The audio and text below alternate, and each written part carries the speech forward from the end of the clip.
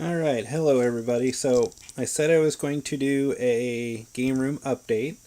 This is the finalized layout of the game room. It's not completely organized, alphabetized, and all that fun stuff yet, or we got like bare wall instead of, getting game posters up and stuff like that, but the basic layout is done, so I thought I'd show it off to you here. So I'm starting over here. And this room is kind of like a rectangular room, but it's kind of oblong. So one half of the room is the game collection, the other half is like board games and stuff. So right here, I'm starting off on this end where, of course, you see most of a Steel Battalion controller. The other part's on the other side of the room. It does, of course, need dusted. You may remember in the previous video I asked how, you to store controllers. There's some of my son's junk down there. What we decided to do is get one of these cube things. And then each cube, we put a different company's controller or type of controller. Like in there, I put light guns and oddball shaped peripherals. We got like one cube, PlayStation, one cube, Sega, one cube, Nintendo, Atari. That way, everything's kind of organized, a little easier to find. I need to label it. But next to the controller setup is I have a computer desk and I have my Commodore 64 out on it. This is not the original one I had when I was a kid. It's one of the 64Cs, fully working. I've got two 1541s hooked up here. And then down here in this drawer, I've actually got a spare keyboard and another disk drive. Pretty cool. This 64C I actually got from a guy I used to work with. And it actually came with the manual, some collector glasses. I've actually got the receipt from Best Buy where he bought it. I've got a repair receipt from a computer store for one of the disk drives. And these were some cartridges I found at a local game store a while back. I had never had a cartridge, and you can see down there I've got the Fast Load cartridge. I never had a cartridge for a Commodore 64 before, so I was kind of happy to get that to try it out. Up on top, of course, I got floppy diskettes, and then, of course, 3.5-inch diskettes, which are, for the PC, but I've got them. These floppy holders here, I've been finding at like flea markets for $1, so I bought 3 or 4 or 5 of them, so I kind of have a backup. You may see right here, 3M diskette. That's double-sided, double density, 5.25-inch diskettes. Sealed box. I have not opened it yet. I haven't really had a need to, but I actually found a sealed box of diskettes, and that's really hard to come by anymore. So next to the Commodore, and there's my Neo Geo X, is I have this tall bookshelf.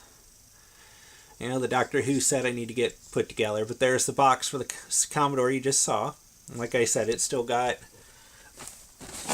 Best Buy tape on it and everything like that. So you can see it down there best. Remember when they used to do that on all the boxes? I actually do have the copy of Geos, so I can run the GUI. And then down there we've got my wife's collection of DDR mats. She's a big DDR fan. And then my TurboGrafx with CD in a case, and our old 4-switch 2600.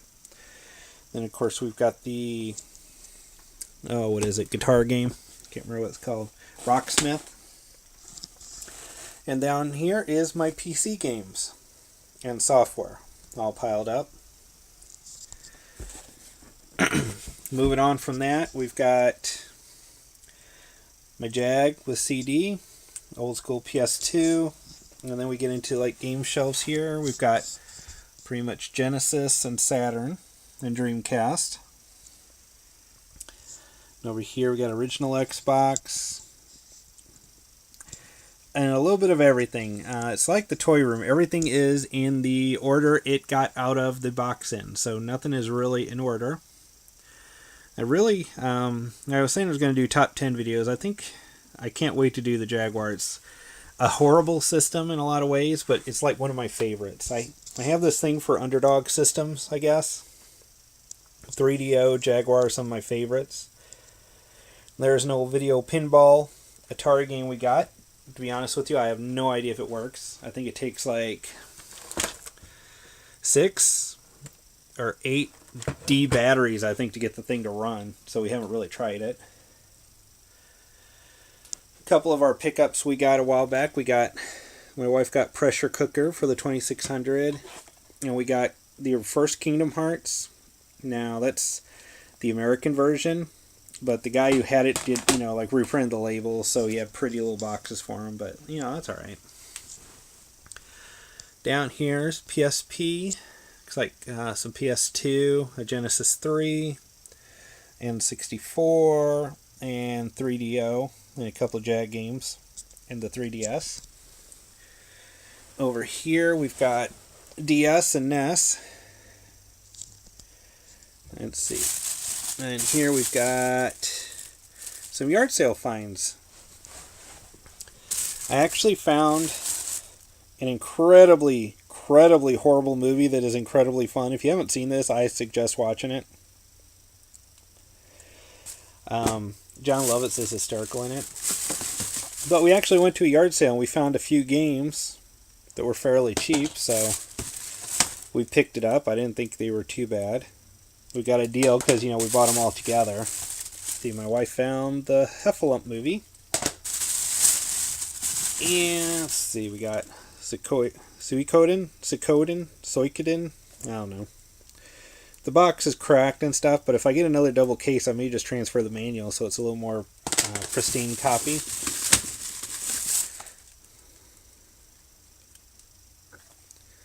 Some nice PS1 RPGs. And here's the last one.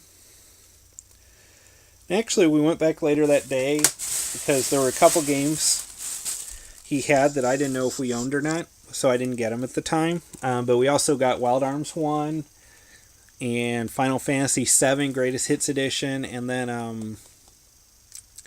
Final Fantasy Tactics. I don't remember which one. Of course, one of the greatest handhelds of all time right there. Of course, I'm, lying out my teeth, but, it was all around a crappy system, but the one thing I did like is it had 2 cartridge ports. I wish a lot more handhelds would do something like that. Alright, so like I said, NES and DS. And then we got some Game Boy Advance games, a lot of random manuals we picked up. So it's kind of funny how you'll get manuals and then later on you'll get the game, I've got Defender. Don't have Defender in the box, but I got the manual. It's just kind of funny how collecting you get oddball stuff. And up here, we got our 10 division, in television. Which works. I've seen in televisions around, but, I got one that pretty much does the same thing, so I didn't see a point to getting a new one. And over here, we got the Saturn. Backup drive for our computer, with all the video and stuff. Let's see, Sega CD. And we got the N64, some Genesis cartridges, some loose N64 Wii, another part of Steel Battalion. And then down there we got a large chunk of our older school collection. We've got Odyssey and 2600. And then there's a box with the 3DO.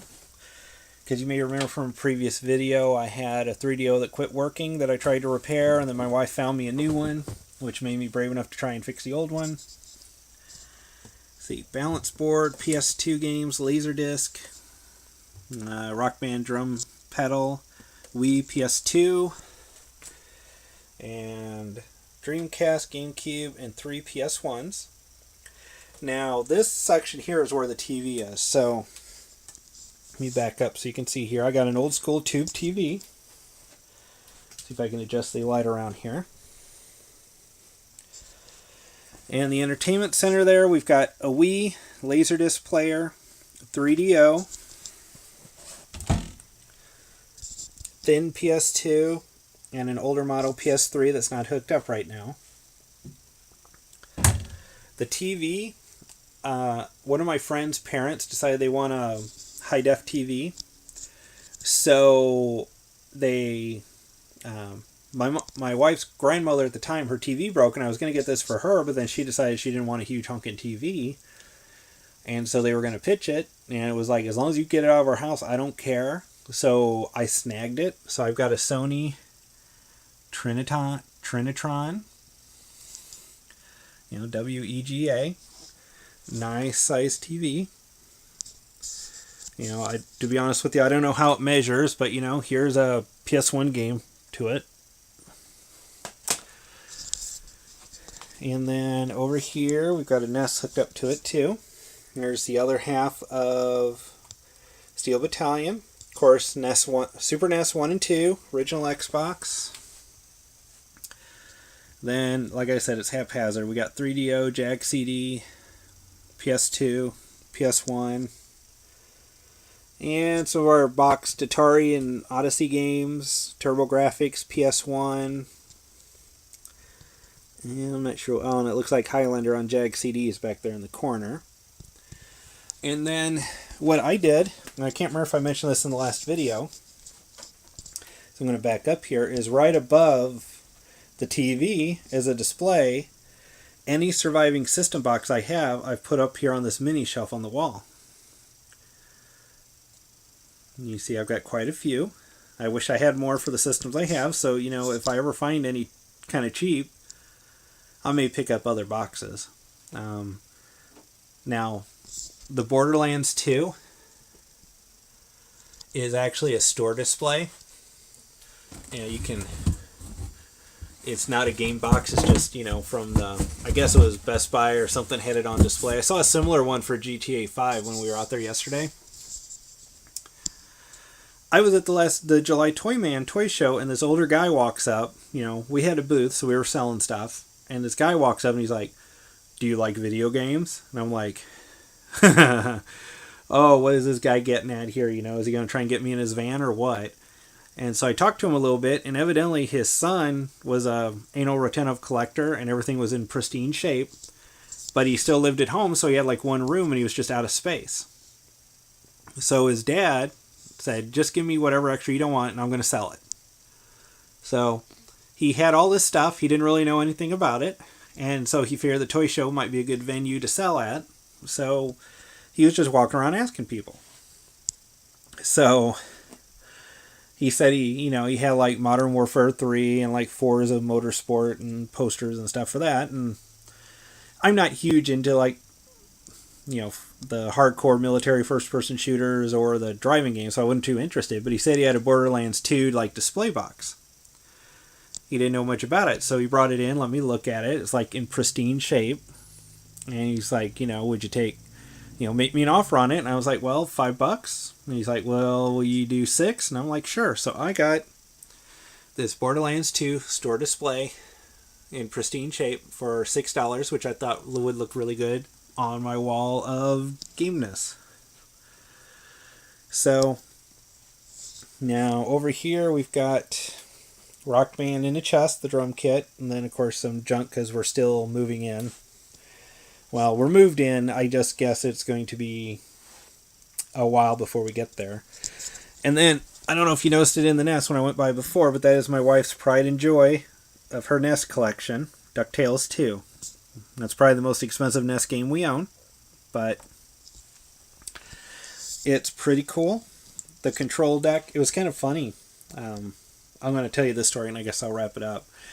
But we were at my parents' house getting some stuff out of the attic, and we found this NES box in the attic. It'd been up there since I guess we bought it back in the 80s. Perfect shape, and we're like, oh, I wonder if the NES is still in it because it felt heavy. We open up the NES, the box, inside the styrofoam. You know what was in there? That was in there. And it's so funny, like the power cord, it probably won't show up on video, but you can see the styrofoam that melted to it from being in the attic for 15, 20 years. But we got a really nice box. The styrofoam's in good shape, and it actually is holding my wife's NES now. And the Atari works perfectly fine. So it was just kind of funny to find that in the wrong box. And I think the only thing I didn't mention here is here I've got my Lynx in the bag, and then that's my wife's Game Boy Advance in that bag. And then I've got a Game Gear around here somewhere. I don't know if it's unboxed yet or not. And I do need a permanent curtain. But other than that, everything is in pretty good shape. So Maybe once we decorate a little more with some posters, maybe I'll do an update video. But I thought I'd share this with you, so thank you for watching.